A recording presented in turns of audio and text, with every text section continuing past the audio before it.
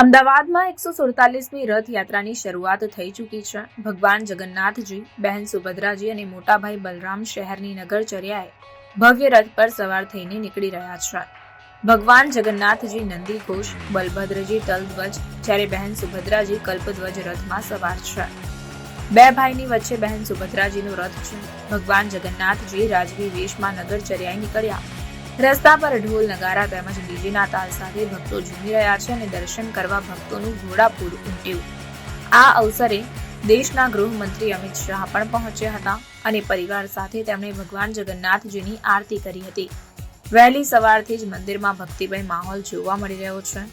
રવિવારનો દિવસ અને રજા હોવાથી અમદાવાદીઓ રથયાત્રામાં માનવ મહેરામણ ઉમટ્યું છે.